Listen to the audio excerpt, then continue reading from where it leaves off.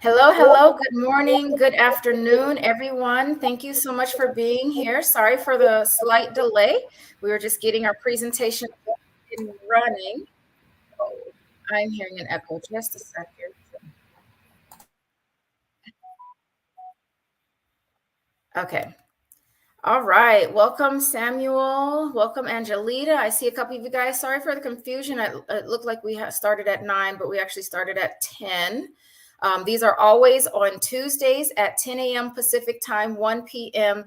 Eastern time. That's the timing we've had for about 4 years now. So I am so happy to welcome Tabatha Robinson to the presentation today. I actually had the pleasure of meeting Tabatha in Chicago at the Black Cannabis Conference, and she did a wonderful presentation on New York and what's going on in the state of New York. And I learned so much from that presentation that I chased her down at the end and I said, hey, you have to come speak to my audience because we have a lot of accountants in the New York area, and I'm pretty sure there's a lot of this stuff that they may not be aware of or not understanding the history.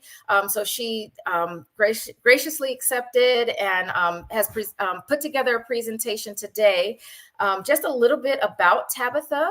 Tabatha is the Director of Economic Development at the New York State Office of Cannabis Management. So New York State it's the OCM, you've probably heard many times, but that's the Office of Cannabis Management. So I will let you take the floor now, Tabatha, introduce yourself, and then we'll get started in your presentation. Thank you for having me, Naomi. Hi, everyone, and good morning, good afternoon. I'm Tabatha Robinson. I'm with the Office of Cannabis Management in New York, and I'm very excited today to share with you a bit about our growing cannabis industry. I have a presentation prepared, and I'm happy to take any questions that might come up afterward. Awesome. All right. So I've got your presentation up, so whenever you're ready. Perfect. So let's discuss how New York is doing cannabis. We are doing things a little differently here. We're very proud of the model and the industry that we're building.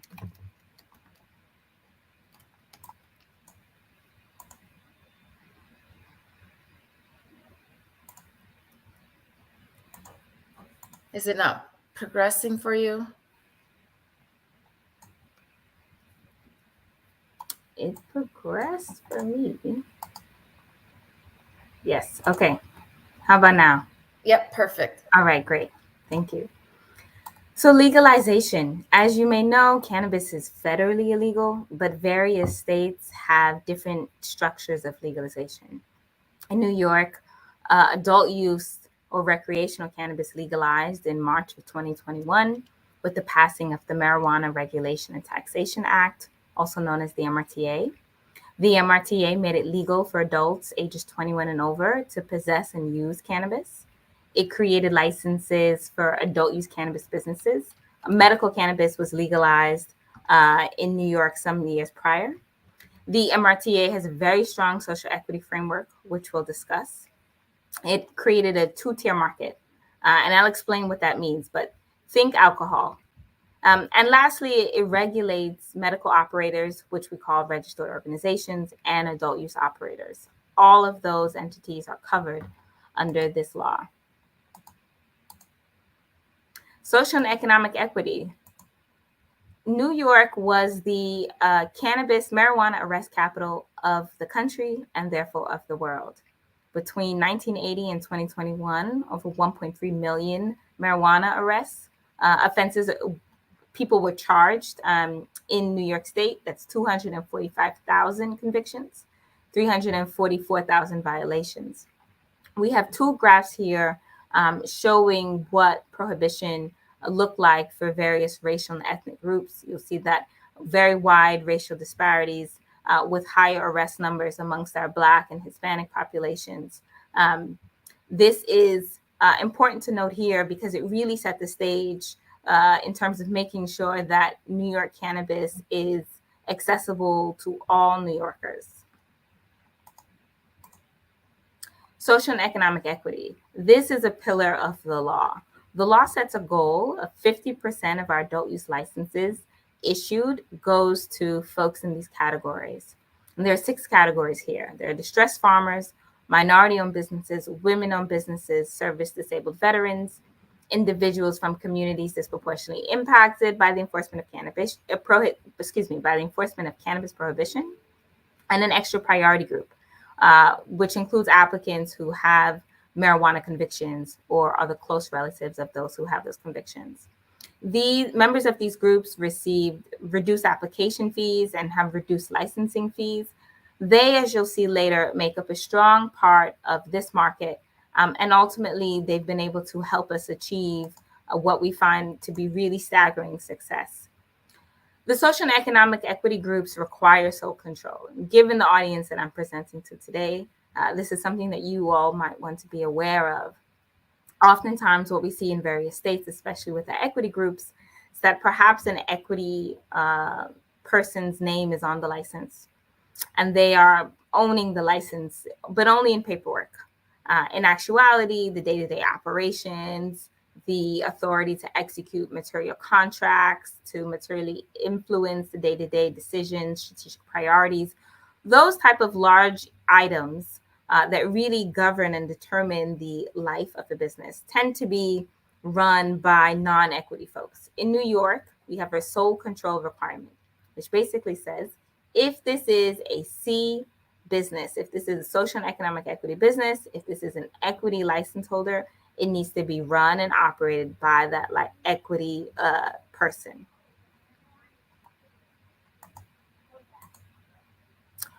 Market design. This is another huge pillar of New York cannabis, and it actually goes hand in hand with equity.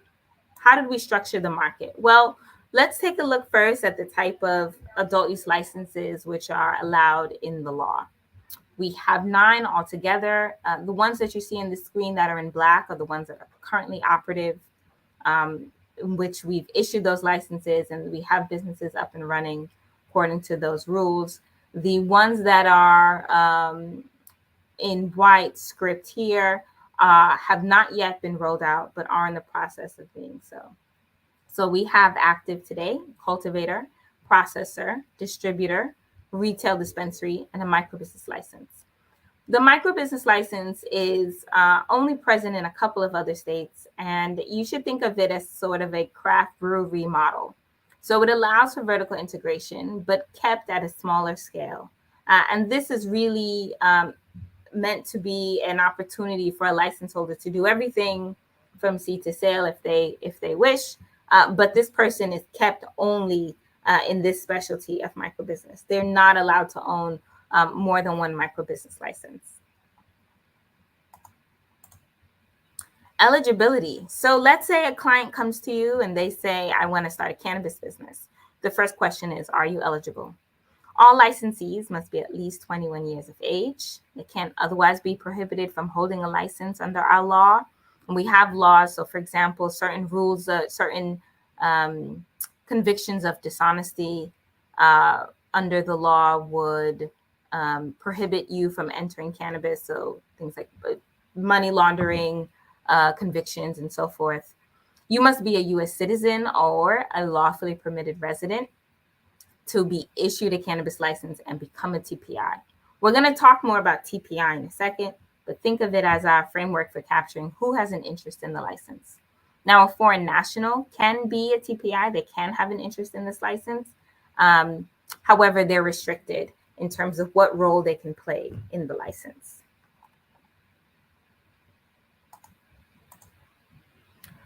True party of interest, or TPI.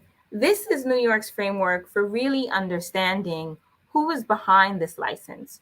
Oftentimes when we think about who owns a business, we think about whose name is on the business certificate issued by the Department of State. But we know that there's so many other ways to influence a license, so many other ways to be interested either directly or indirectly in a license. And so this TPI framework is really a chance to cast the net and say, who really cares about this license in a material way? It's designed to protect the integrity of the two-tier cannabis market architecture, which I'll explain in a second. And it establishes procedures for monitoring and enforcing our vertical and horizontal ownership restrictions. So TPI, let's walk down that path. And I really want you to understand what TPI means and why it's helpful. So who are they? Who counts as a TPI? Well, there are four major categories. The first are people with a share of ownership. Those are the folks you usually think of as having an equity interest in a business. They own 1%, they own 5%, they own 100%. Anything between 0% and 99.9, it counts as a TPI with a share of ownership. Then you have people with a controlling interest. Those include people who have the ability to make controlling decisions about the business. So those would be the partners, the members, the managers, the president, the vice president, secretary, treasurer, any number of those sort of equivalent titles of the officer of the business who is controlling the business and has the position to make those sort of key decisions. Third, we have people with a financial interest in the success of the business. This includes people with financial arrangements. So a lot of goods and services providers will want to pay very close attention to this particular qualifier. If you're a goods and services provider, for example, you might not have an equity stake. You might not have a role in the business in terms of a controlling interest. However, if you are exceeding the greater of what we call the 10-50-250 rule, then you would come on our map as a TPI. So we literally want you to do the math here, right?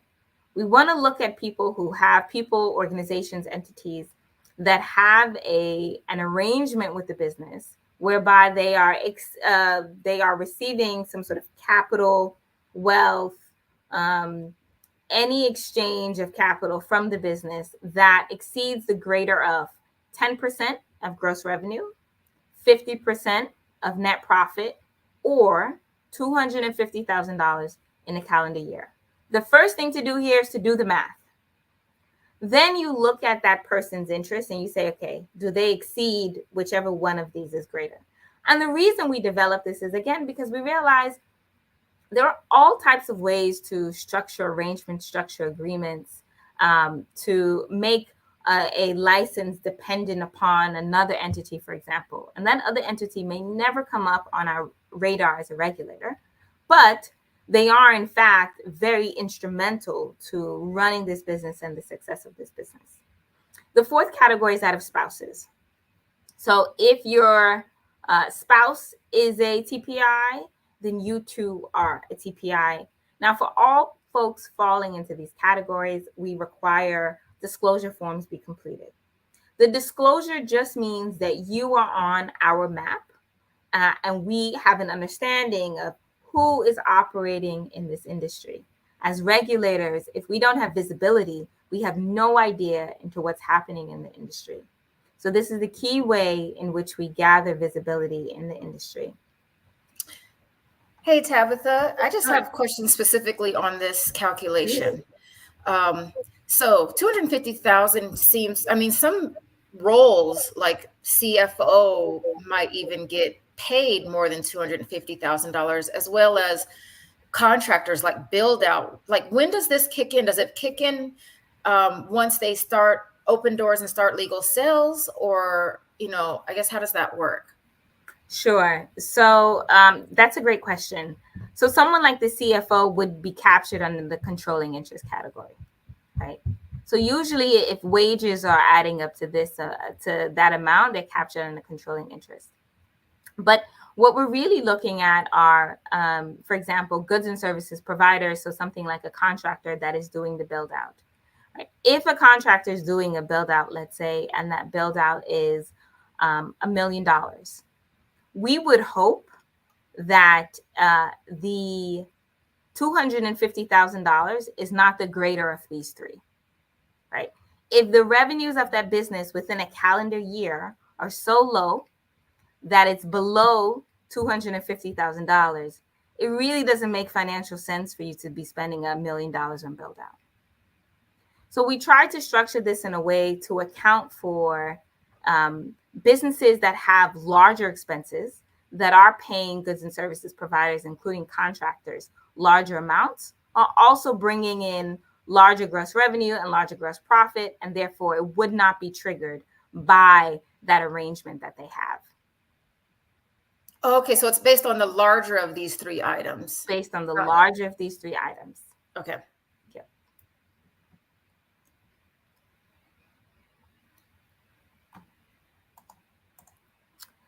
We do have a disclosure carve out.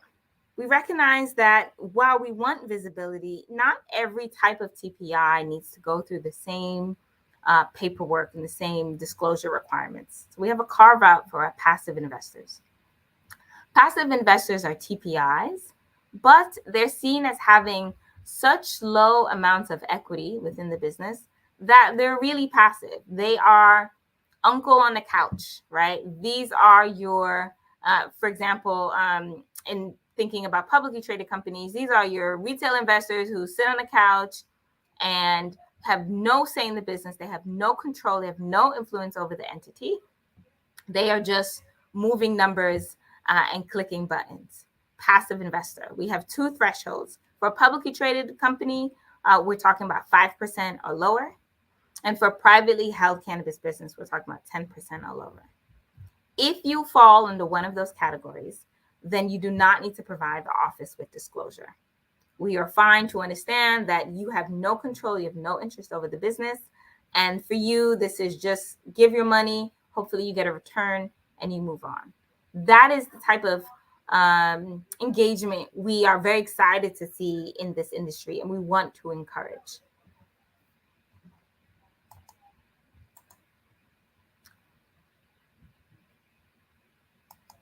I actually covered this information already, so I'm going to keep going. So now let's apply it to an example. You have a business, they're either an applicant or a licensee at this stage. We have in this top row CEO, CFO. We have a fund. We have a friend of the CEO. We have a small fund. Now, all of these individuals here are TPIs. All of them. So the spouse captured who has 0% equity is a TPI. The partners of the fund at 50, 40, and 10% respectively are also TPIs. Here you have equity shareholders. These are TPIs. Now, I'm going to identify for you some of the passive investors. This small fund only has 1%. Now, assuming they have no control, they have no influence, this small fund would count as a passive investor, will not need to complete our disclosure forms. This friend of the CEO, now assuming this is a privately held company, this friend is a 19% shareholder. They are below the 20% threshold. They too are a passive investor. This CFO is a 5% shareholder, and so is technically below the equity threshold. However, they're CFO. So whether this is a publicly traded company or privately held company, as CFO, you are considered as having a controlling interest in the business, and you are a TPI. Now I'm going to show you something else. Down here, we have 3 limited partners. And as you can see, they have 50, 40, and 10% respectively in a fund. Now, the fund is a 25% shareholder, is a TPI. If this is a publicly traded company, they're above that 20% threshold. Privately held company, they're above that 20% threshold. If this is a publicly traded company, they're above the 5% threshold. Either way, this big fund is coming in as a TPI under our under the equity framework. Now, the LPs under that big fund, the question is, are they 2 TPIs? We calculate their proportional ownership. So we don't care as much about how much does each partner have in the fund, whether it's 50, 40, and 10. We care more about how much this partner has in the overall applicant or licensee. So we do some math. 25% to 50%, this is a 12.5% shareholder. a 10% shareholder, and a 2.5% shareholder. Now, this 12.5% shareholder, if this were a publicly held company at 12.5% equity stake in the applicant or licensee, they would count as a TPI. If this is a publicly held company, the 10% would also count. 10% shareholder would also count.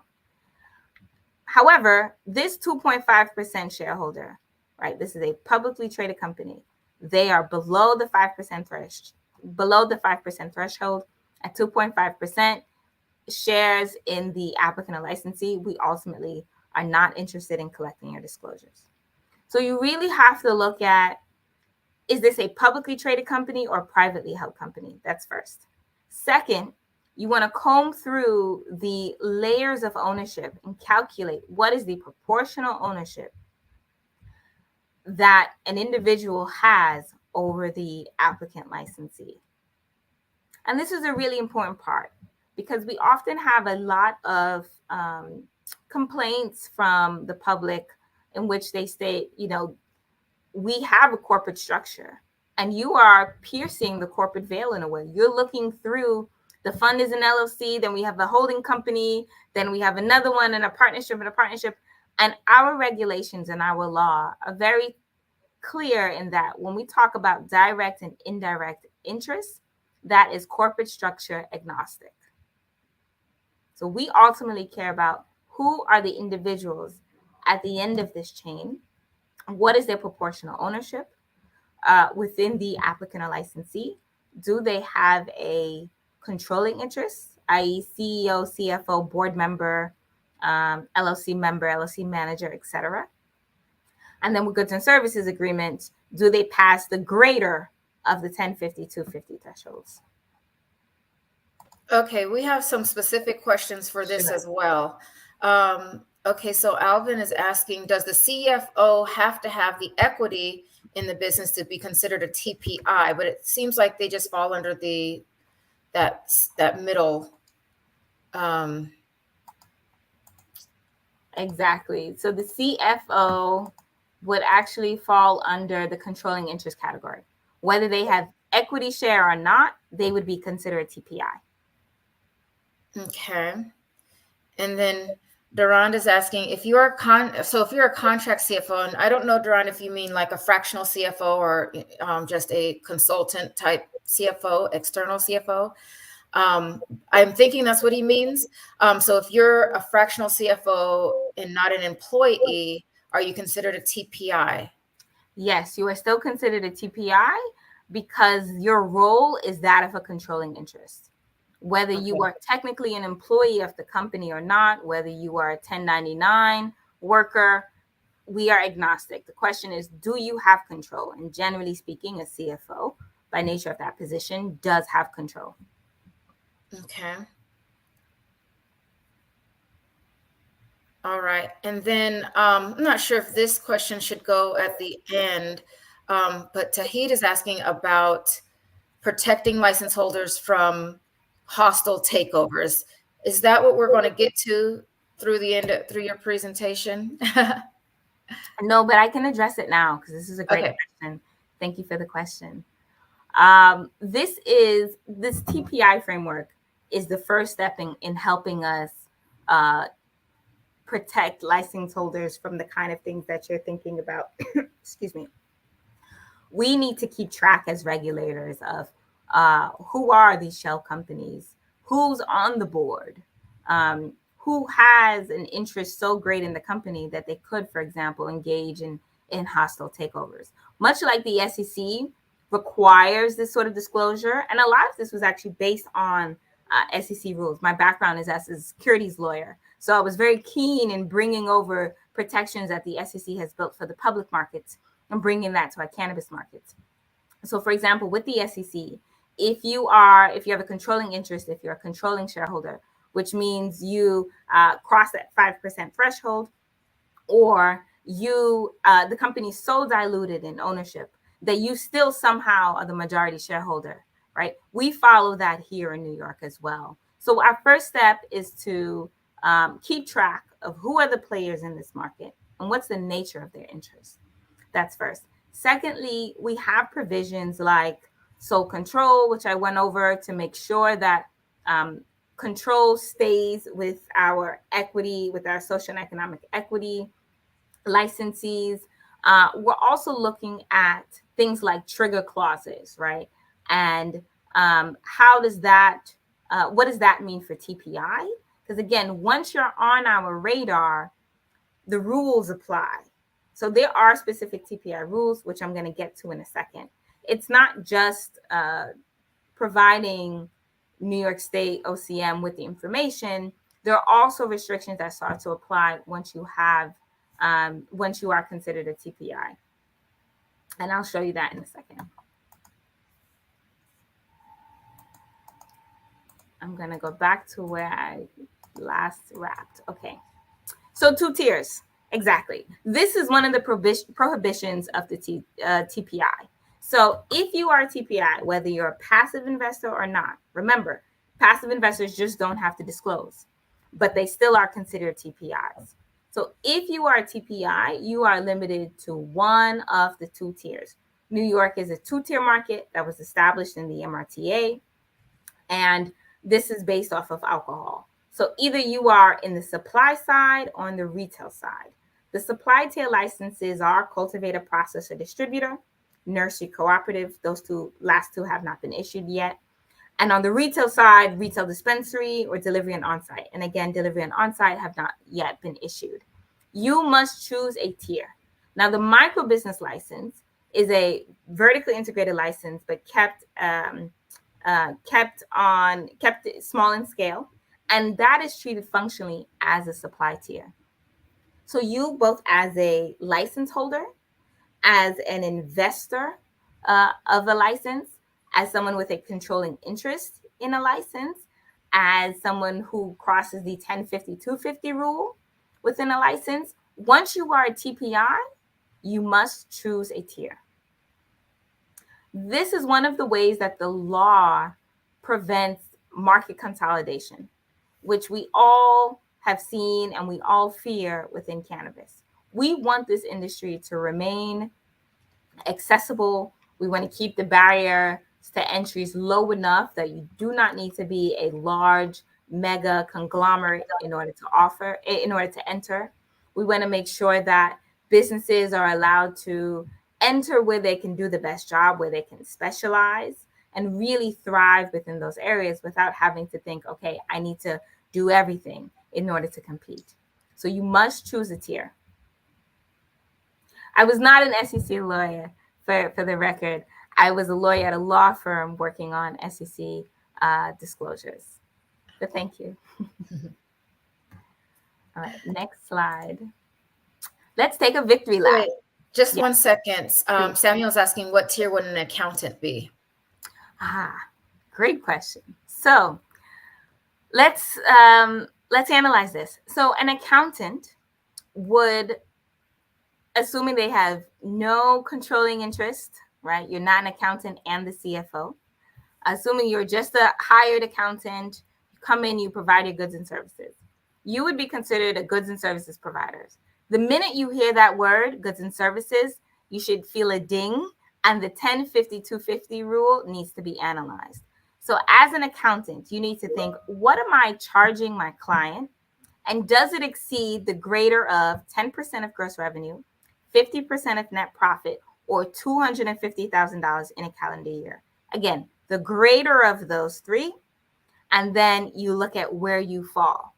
If you are a goods and services provider and you don't trigger the 1050-250 thresholds, you don't have any control over the business, you come, you check the books, you walk out, that's it, and you don't trigger those thresholds, then you are not a TPI, and you don't need to worry about this. You are free to provide services anywhere you please. You can have a client that's a cultivator, a client that's a delivery license holder, a client or nurse. The tiers don't matter for you. However, if you as an accountant cross the tiers, if you are charging anything beyond the 1050 and 250 thresholds, you will become a TPI and the rules apply. So if you are an accountant who is also a TPI in a cultivator, then you can only provide your goods and services to that supply tier, one, and two, all the other TPI rules that apply to a cultivator now apply to you. So for example, one TPI rule for a cultivator is that you can only be a TPI in one cultivation license. If you are an accountant who is a TPI in a cultivator, that is the only license that you are allowed to be a TPI in. Even if you provide accounting services to other supply chain licenses, you need to make sure you don't trip their TPI rules and also become a TPI in those, because then you would be in violation of our rules. So as an accountant, as a goods and services provider, you always need to be thinking about 1050, 250. Great question. Let's take a victory lap. New York, as I'm sure you all know, is constantly in the news for everything, not just cannabis. But I really want to show you all the work that we're proud of doing here. We've built a very sustainable and successful industry, and using our values around market architecture and social equity, we've gotten quite far. For us, the two go hand in hand. So we have our card program. This is what we launched our retail market with. It gave the first retail dispensary licenses to applicants who had prior business experience and had a cannabis conviction, or were the close relative of someone with a cannabis conviction. The bulk of our retail dispensaries today are, in fact, card operated dispensaries. We do have non-card operators, but they are just coming online for the most part. Licenses issued. We have issued close to 1,000 licenses. Recently, we have 191 cultivators, 220 processors, 137 distributors, 188 microbusiness. Remember, this is the sort of small vertically integrated craft model that I was describing here. 231 retail dispensary license, adult use retail dispensary licenses issued. Regional distribution of our open adult use dispensaries. So where are the dispensaries? They're split between upstate and New York City plus Long Island. We have more open retail dispensaries upstate, and altogether we have about 210. We actually have a little bit more in the past couple of weeks, and every month we're bringing on anywhere between 25 to 50 retail dispensaries are coming online every month. Social and economic equity. 53% of our adult use licenses are social and economic equity owned. If you recall, I mentioned that the MRTA set a goal for 50%. And so we're very happy that we are exceeding that goal. You can see that across the distribution, women-owned businesses and minority-owned businesses are taking the lead in terms of social and economic equity ownership. And these are all in line with the MRTA, which again has social and economic equity as one of its pillars. Now, you may think, okay, you're doing this equity thing, but are you making money? And for us, again, the two go hand in hand, right? Tapping into the potential of our equity and social and economic equity groups is one of the key drivers behind this economic success. So we, as of October, we neared 700 million and over 200 legal stores open. We are on track to have $1 billion in sales in early Q1 of 2025. Again, we're really proud of this number. And it really speaks to the growth of the market, the potential that's there, and the opportunities for your clients. Q3 sales alone reached $250 million, which has been a record for our industry thus far. You can see that the curve continues to really surge upwards with Q2 at 162, and we are just really aiming to continue this momentum as we have our retail dispensaries opening up each week. Weekly sales have increased by $10 million since May. So again, the economic opportunity here speaks volumes. Week over week, we're at 3% increase, very steep curve as we cross where we were last year. And if there are any questions, here's my email address, tabatha.robinson@ocm.ny.gov. You should also sign up for OCM email updates at cannabis.ny.gov. Follow us on social media. We're very active on social media, and we often give a lot of information through all of these channels. Thank you so much for the time. And again, I'm happy to answer any questions. Yeah, so Micheline had a question about the 105250 rule and was wondering, does that apply to like larger firms that are servicing the industry? It applies to all accounting firms, to your toilet paper distributor, to your printing paper goods and services provider. It applies to anyone with a financial arrangement. Okay. Let me know if there's any follow-up to that. And so you mentioned that there's a disclosure requirement, and I was just curious about the process. Is that is it a one pager? Is it a lengthy process to fill that out, or how does it work? We have a portal. There's a TPI portal. Licensees and applicants have access to the portal. They will go in, they will say, these are the people, these are the licenses, or excuse me, these are the entities and individuals with an interest in my license. They'll put your email address. The portal will send out disclosures directly to those email addresses. There is a portal that holds all of this information for each licensee and applicant. Okay. And yeah, and Valerie, you just hit on the question that I was thinking in my head, because it seems like there's got to be some type of calculation, something that what accountants might need to do for clients in this industry is to have a separate calculation that's done at the end of each month or quarter or year that shows, here are all the vendors, here are our top vendors, this is the spend, these are the ones that might trigger TPI. We need to do the disclosures.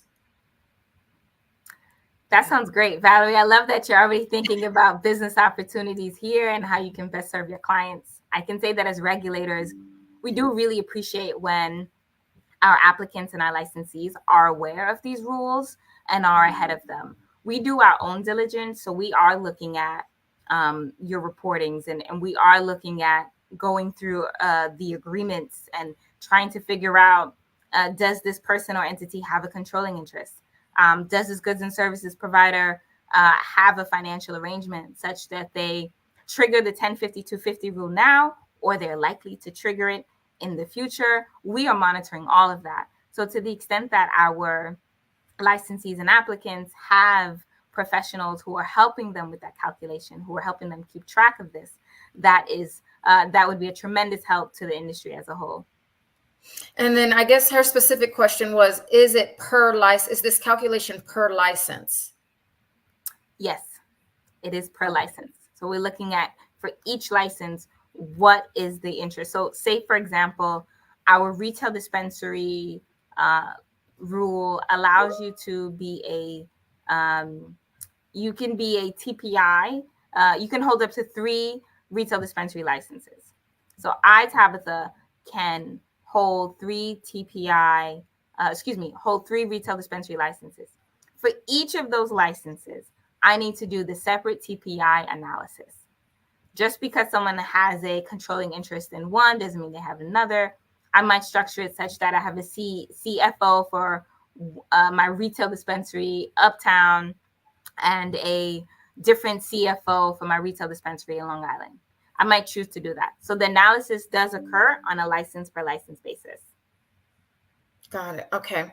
Samuel is asking, how much is a license in New York? As a regulator, I can't personally, or in my official capacity, put a valuation on the license. I would encourage you to seek out. Oh, excuse me. I think the question might be the application. Thank you. Okay. Yeah. Got it. Got it. So I think it depends on the vertical.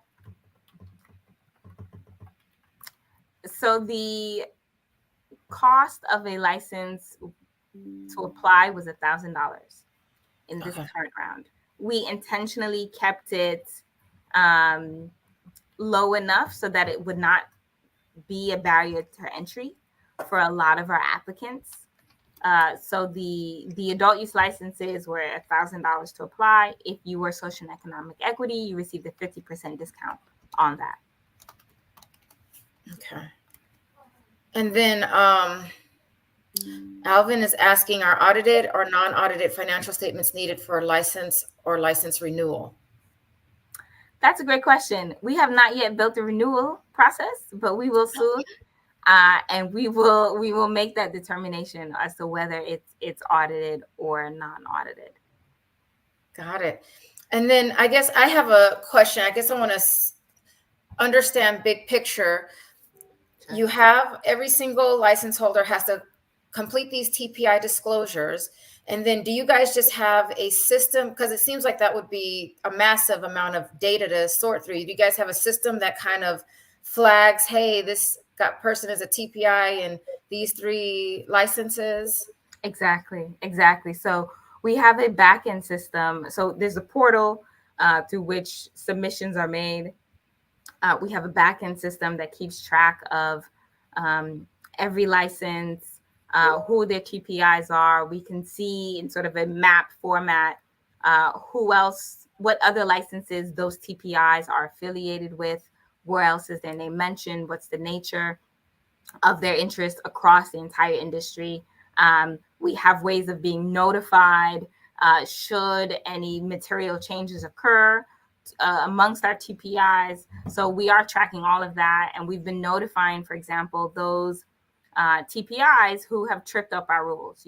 We've notified folks and said, you are a TPI in too many licenses, and you're limited to 3 dispensary licenses, for example. You're at 5. We have been notifying. And then how does that work? Like, is it a warning? Is it you have 3 months, 30 days to rectify this? Or like, what do you guys do to them? Yeah, it differs. It's on a case-by-case basis, but it's generally you have 30 days to cure this error. So they just need to, either quit or, not work for those other companies. Okay. Wow. Interesting. All right. Thank you so much. Any other questions? Let us know in the chat. Sam, this is a good one. Samuel is asking, is the TPI information public? Yes. Let me ask, which part of the TPI information? It's like not public. Who is a TPI in which? Yeah. No, that is not public. Okay. That is not public. But all of the educational material that I shared today, that is public. Excuse me. That's what I thought you were mentioning, Samuel. Yeah. No, we want to know who these people are. Okay. All right, awesome. I don't see any other questions in the chat. So you guys have Tabatha's information on the screen. If you have clients in New York, I think this is, they should already know that they should be doing this just by going through the application process in the state. But yeah, sounds like another revenue stream, or at least some additional work for accountants to make sure that they're in compliance with this particular rule. Valerie's saying thank you. Tahid is asking how much business information is available to the public and where can we find it? I guess license info in the state, for the state. So we have, Tahid, good question again. We have a website where we track, we provide information on the licensees. It's called the Local Map, LOCAL, and it will provide you with basic information about the businesses. Now, the dispensaries are public facing, so there's a lot of information about that. Some of our other operators, like cultivators, we keep some of that information private in order to protect, the integrity of their businesses, especially given that many of these are open farms and so forth. But all the information on our licensees across the board can be found on the Local Map. Awesome. Thank you so much. All right. Well, Thank you. I'm so happy to have you today, and you have a wonderful rest of your day. Thank you, Huge everyone. pleasure. Thank you for the invitation, and really excited for the work that you accountants can do here in New York Cannabis. Thank you. Awesome. Bye. Bye.